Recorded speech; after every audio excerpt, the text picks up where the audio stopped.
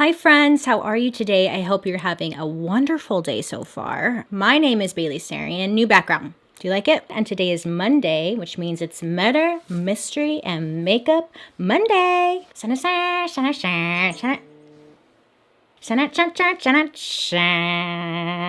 If you're new here, hi. I hope you're having a good day, first of all. Second of all, every Monday I sit down and I talk about a true crime story that's been heavy on my noggin, and I do my makeup or get ready for my day at the same time. If you're interested in true crime and you like makeup, I would highly suggest you hit that subscribe button. I'm here for you every Monday, and I upload on Saturdays as well. Before we jump into today's story, today's episode is sponsored by Hunt a Killer. You can only watch so much TV and scroll on your phone so much. Put your noggin to use, baby, and break out Hunt a Killer. What is Hunt a Killer, you ask?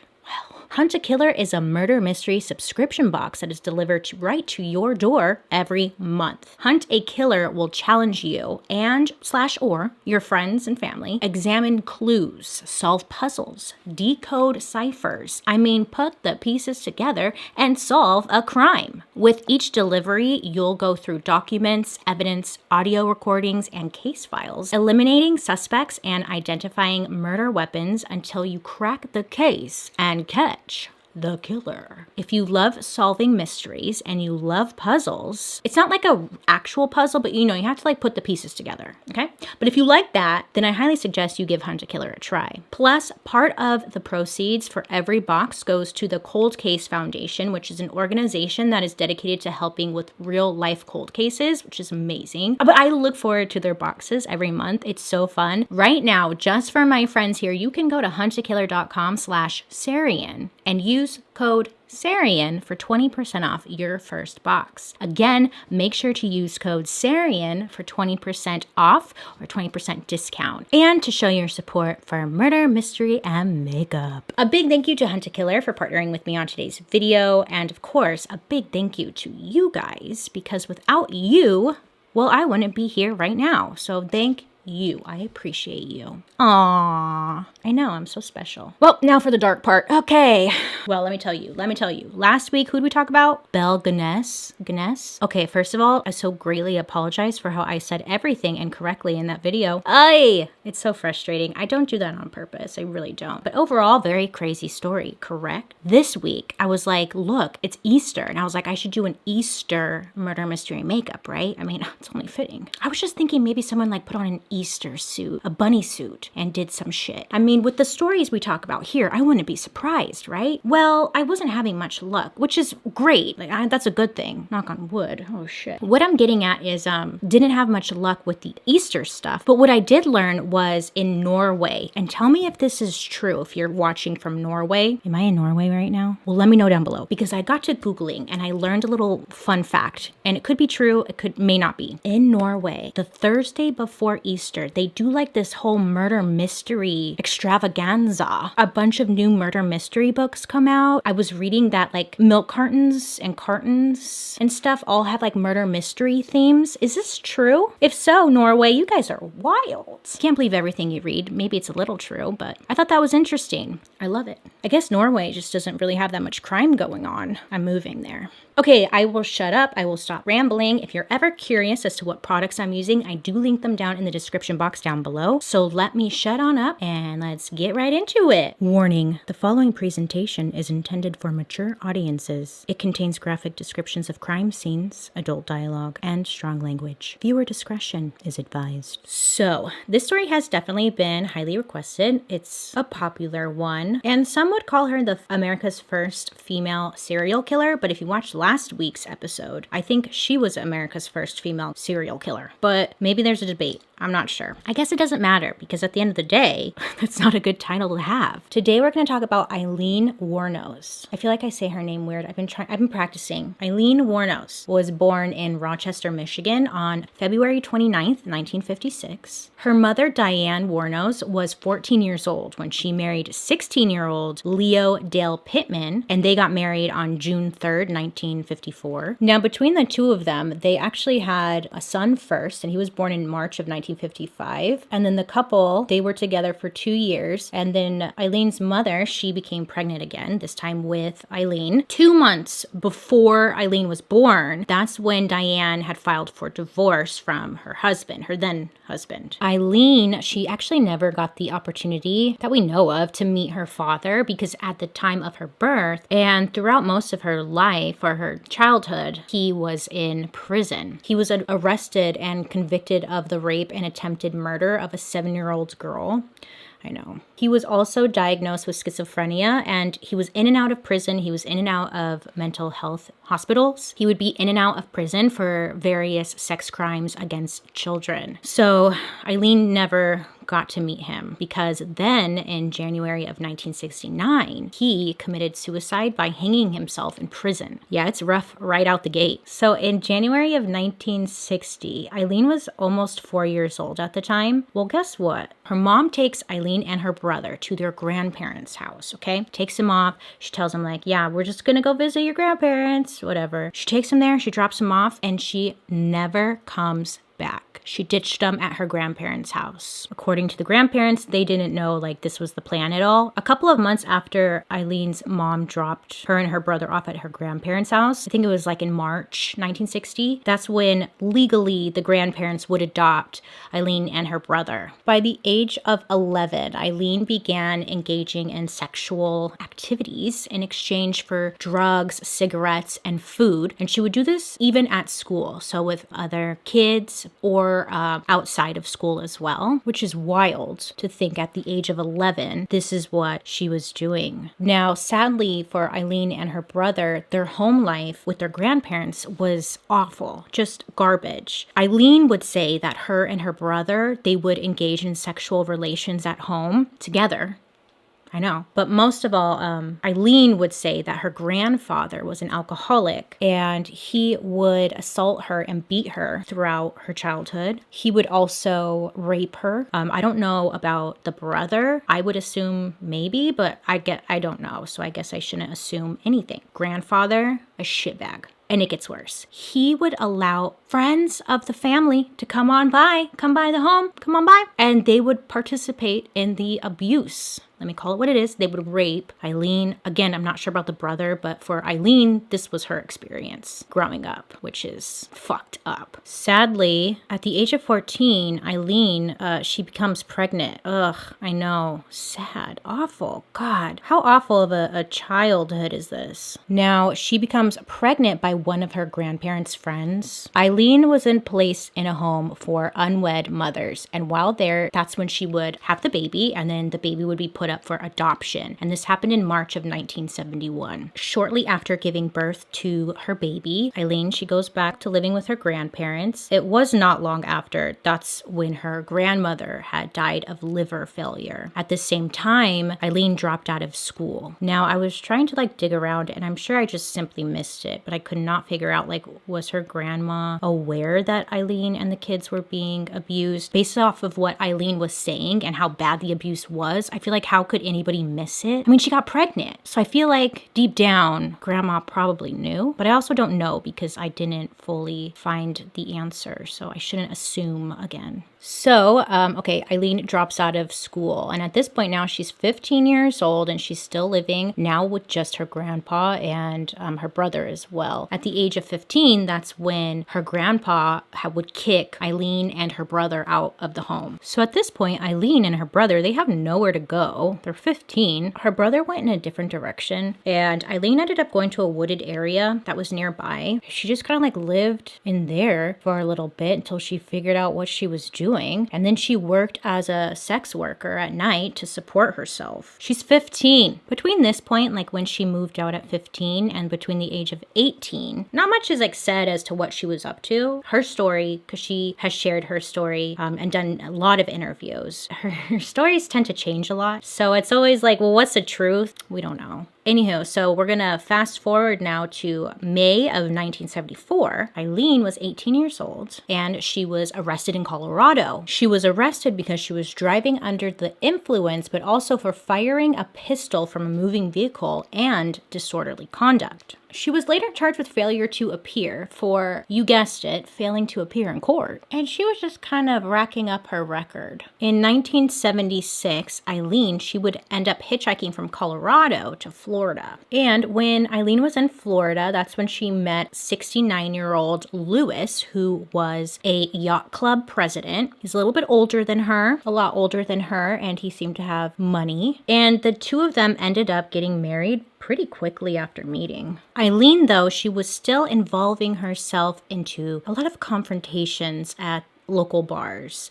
She just liked to fight. I don't think she liked to fight. It's just she obviously has some problems. She has a lot of built up anger. It seemed like she just liked to fight all the time. So she would involve herself in confrontations at like their local bar pretty often, which would eventually lead to her being arrested and sitting in jail for assault because she liked to fight. So she also assaulted her then husband. She attacked him with his own cane.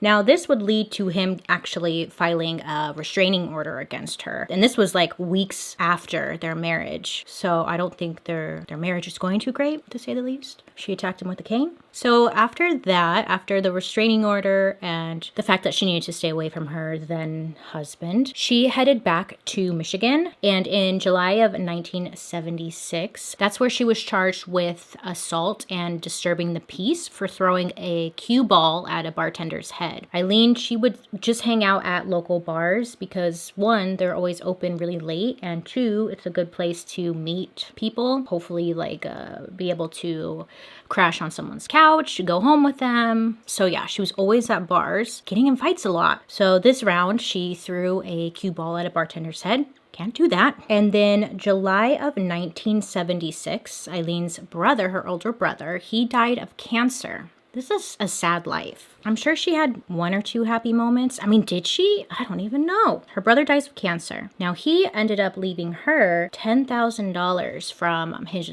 insurance money. So she was stoked. Now, Aileen would say that she used this $10,000 to pay off a fine that she had just gotten. And then she also got a car, but she blew all $10,000 within 2 months. And the car that she had purchased, she ended up wrecking it. That didn't last long. May of 1981, Aileen, she headed back to Florida, and when she was there, she actually decided to rob a convenience store. When she was there, she actually got $35 and 2 packs of cigarettes. A win, if you ask me. Now, she ended up getting caught. And Aileen even said this in an interview. She said she was really sloppy with all of her work, and she never really tried to hide the fact that she was doing illegal stuff. I appreciate her honesty, but this also made me think of another story I was reading about a girl who was saying a lot of the times women who are homeless and kind of doing what she was doing, they purposely try and get caught or just try and be sloppy so they do get caught, and that way they can go to prison, but they'll have somewhere to stay. You have a bed, you have a bathroom, and you have food. I don't know if that's what she was doing, but it made me think of that. I thought that was interesting. I never really thought of it like that, but it totally makes sense, right? She gets caught, she's arrested, and she ends up doing a year in prison. I'm not even kidding you. She gets released after a year. Just a couple of days after she gets released, Aileen would be arrested for attempting to pass forged checks at a bank in Key West. And from then onwards, she constantly was in trouble with the law for crimes like grand theft auto, obstruction of justice, resisting arrest, firearms possession, and robbery. January of 1986, Aileen, she ends up meeting a woman named Tyra Moore, and she meets her at a gay bar in Daytona Beach. The two hit it off. They're attracted to one another. Aileen has been pretty standoffish when it comes to her relationships. This is what she has said in her previous interviews. Knowing what we know now and her upbringing and whatnot, I don't blame her for being standoffish in relationships. Aileen said that Tyra Moore, this young woman that she met, her and Aileen just had this instant connection, and easily Tyra became the love of her life, which is romantic in a way. It's romantic. Come on. Tyra, she goes by Ty, so I'm going to say Ty, okay? So the two, they move in together. The relationship moves pretty quickly. Ty was working as a maid for a hotel. Aileen, she would support them financially with her earnings from her sex work. Aileen would become like the breadwinner and the one who would take care of Ty. So trouble came a-knockin', and accusations of assault were placed against Aileen. This was at, again, a bar. And Ty actually came forward and acted as a witness in her defense. Now, this would happen often. It was like they were a team. I think they were a team. Safe to say that. Well, Ty would deny it later, but anytime Aileen would get into some kind of trouble, Ty would be there and be a witness. And usually in Eileen's favor. Like, no, she didn't do anything wrong. It was that person first. What are you talking about? You know, like it was like that. It was kind of smart. And it would get her out of a lot of things. At first, Aileen, all of her crimes were everything but murder, right? She would rob small stores. She would rob people. She would beat people up, forge checks, anything just to kind of get her by. But, of course, that didn't last forever because Aileen then upgraded. And in 1989, that's when Aileen would go on to murder 7 men. And she did this within a 12-month period. So, and these are 7 men that we know of. I feel like maybe she probably did more. I'm leaving the names of the victims out because I feel like I can't give them a proper backstory and everything. I'm going to give them a little description. The first victim that was found was a 51-year-old male. And he was a store owner of an electronics store in Clearwater, Florida. Aileen would say she killed him end of November. His body wasn't found until December 13th, and he was found in a wooded area, which was several miles away from Clearwater. They saw that this victim had been shot several times, and there were 2 bullets that were found in his left lung, and those were what caused his death. I guess I will mention this because it kind of ties into the story, but this victim was a convicted rapist who Aileen claimed to have killed in self-defense. She would go on to say that she was doing her sex work. He would be a client of hers, and when they were alone together, that's when he tried to strangle her and rape her. So she went on to then kill him. Later on in court, when she would be tried for this one, it was brought up, and when they discovered that he was a convicted rapist, that's when it kind of prolonged the whole trial, and a lot of people believe that it was indeed self-defense. In the end, I think she was just found guilty. I love that I don't know, and I'm the one that's telling you. She was found guilty. So that was the first victim. On June 1st, 1990, the body of a 47-year-old man was found along Route 19 in Citrus County, Florida. Now, this victim, he was shot 6 times. Not much info about him so much, but when police found this, they're starting to maybe link the two together because then they find another victim, 40-year-old man. This man, he worked part-time as a rodeo worker. Aileen, she ended up shooting him 9 times. He was found in Pasco County, Florida. And this victim was a little different. He was wrapped in an electric blanket and his body was just badly decomposing. So witnesses ended up coming forward and they said that they saw Aileen in possession of this man's car. So that's when this Aileen lady was now on the radar, okay? So they're looking into her, looking at her background. She's done some shit. Aileen and her girlfriend Ty, they're constantly moving like within Florida, just kind of moving around, living in different hotels. Again, Aileen would do her sex work at nighttime and make the money to get the hotels. And this victim, in his car, there was a gun in the glove compartment. And Aileen, she ended up finding it because she takes this man's his car.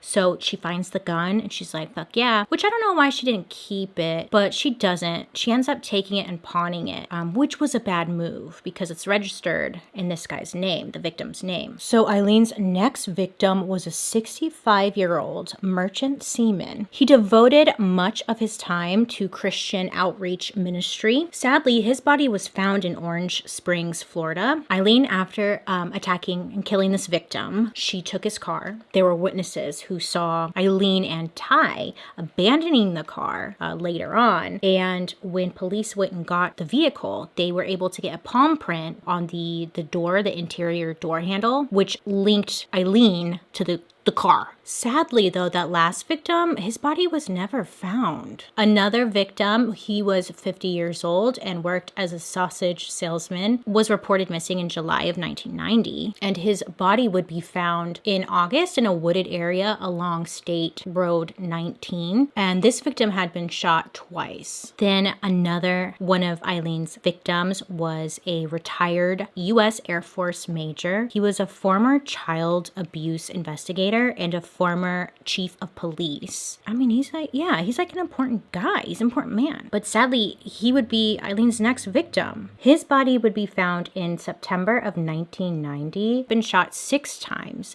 in the head and the torso. Aileen's last victim was a 62-year-old trucker, and his naked body was found near remote Lodging Road in Dixie County. He had been shot 4 times. Now, this is a side note and a personal opinion at that. I've seen comments before on other like YouTube videos I've watched of interviews with Aileen, and the comment section will be like, well, the guys, the men, the victims, maybe they shouldn't have been, trying to sneak around with a sex worker. Maybe they shouldn't have been trying to get a little blowjob from Aileen in the first place. That's just not fair. So I don't want to see those kind of comments in the comment section, because nobody should die just for making a bad choice. Aileen and Ty, they're driving around in one of the previous victims' car. They stole it. And they end up getting into just a little car accident in front of somebody's home. It was loud, I guess, because it was enough to bring the people inside the house. They came outside to see, like, what was that? What was that noise? So they came to look, and they see, like, these 2 women just kind of, like, crashed into a ditch, kind of ruined their car. Now, because of this, like, the people came outside. It worried Aileen and Ty, because Ty was fully aware of what was going on. They came outside, and they were like, do you guys need help? This obviously freaks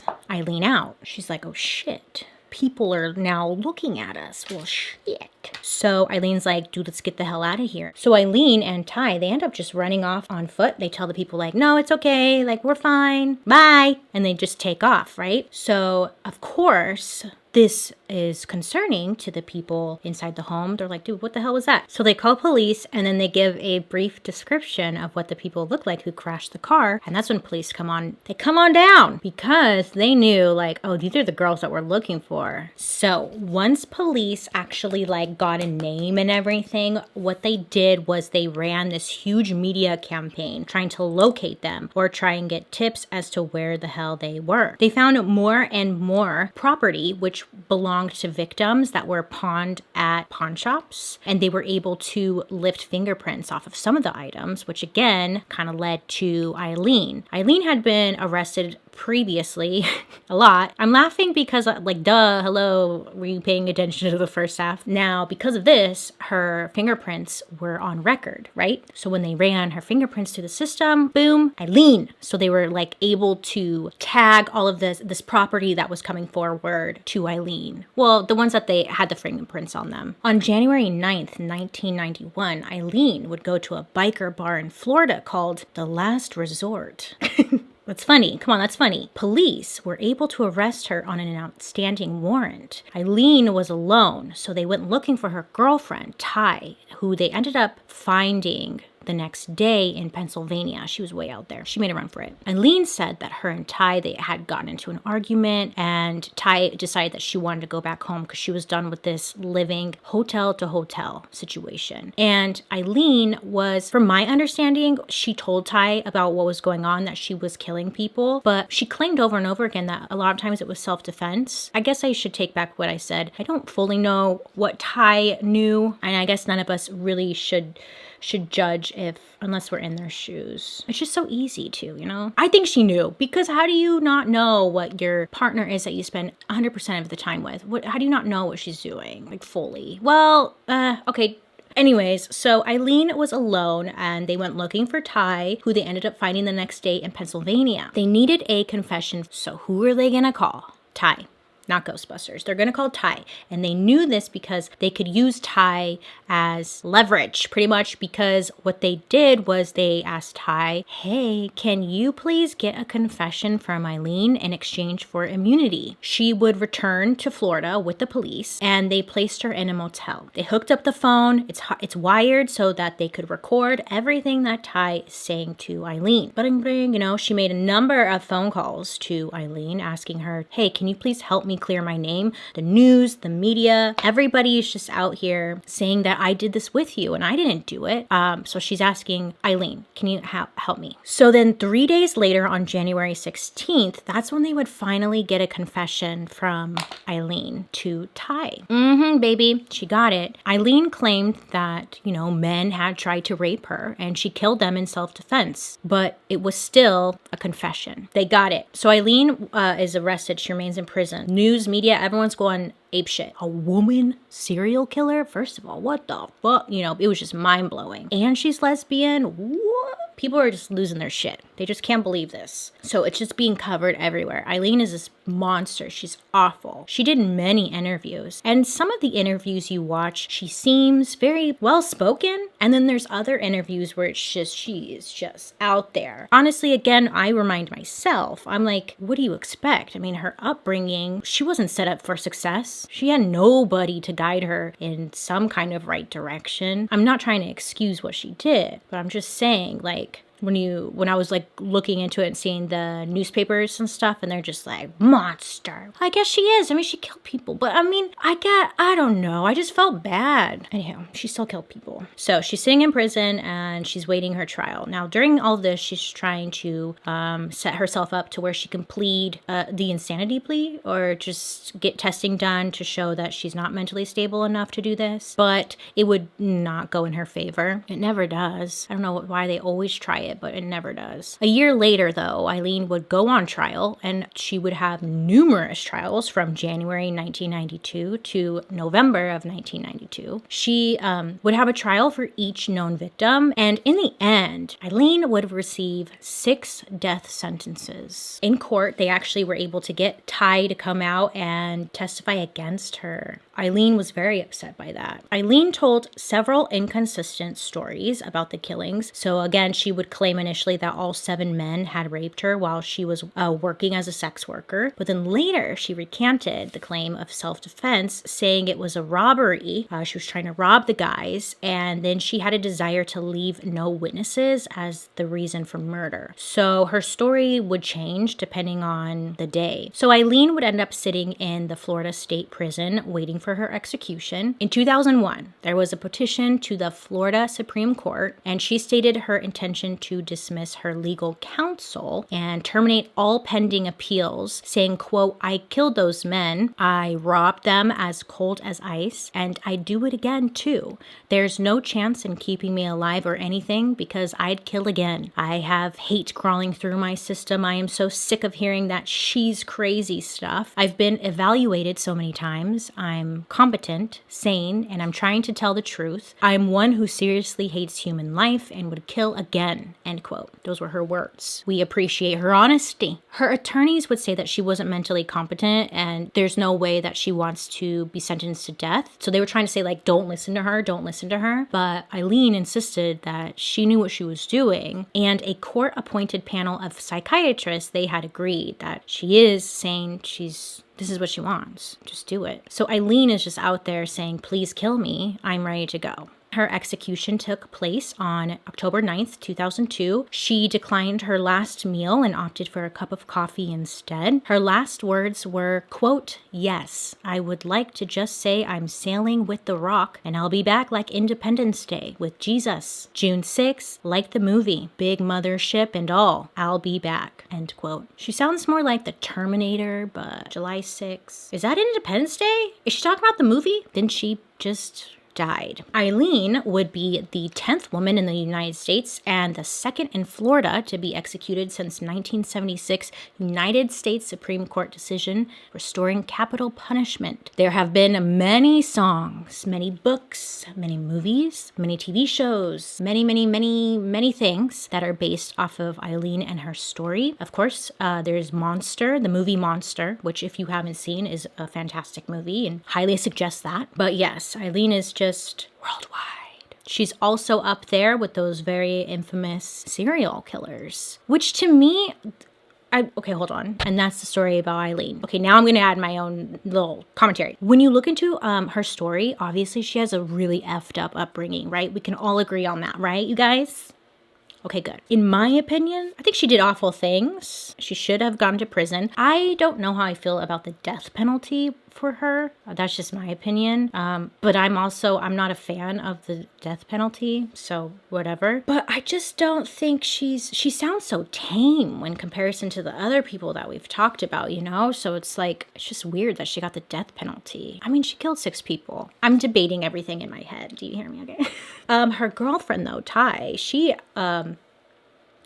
scot-free. Aileen though just had issues and she would have kept doing what she was doing. I feel like with Aileen, she killed with a reason. And I feel like this is really common within female women serial killers, is that a lot of the times they kill with a reason behind it. Now, I'm not saying it's a good reason or anything, but I'm just saying they usually have a reason. With Aileen, it was like she was just trying to survive, really. And then with a lot of male serial killers, not all of them, but a lot of them just tend to kill at random with no rhyme or reason. Again, this is all personal opinion. At the end of the day, I think they all kill because they just want to be heard and they just want to be seen. Because they, if you've been paying attention at all, you would know that their upbringings are so toxic. They're very bad. They're very abusive. They all have very similar stories.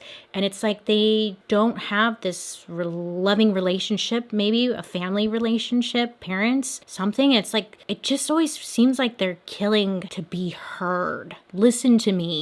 In a way. I also don't know what I'm talking about. I just read true crime. I'm a true crime enthusiast, but not a doctor or anything. It's just an observation that everyone just wants to be heard. Kind of going off track. Okay, but yeah, Aileen was killing with a reason, whereas a lot of men tend to just kill at random. It's interesting. I wonder why that is. Thank you so much for hanging out with me today. I hope you have a wonderful rest of your day. Please, please, please be safe out there. Stay inside. Make good choices. A big thank you to Hunt a Killer for partnering with me on today's video. Normally, I never address my makeup in the videos because, you know, I just feel like it's not really appropriate sometimes. But today, I'm just going to say that I love this look. Look at this. I like this. I need earrings. Alrighty, bye.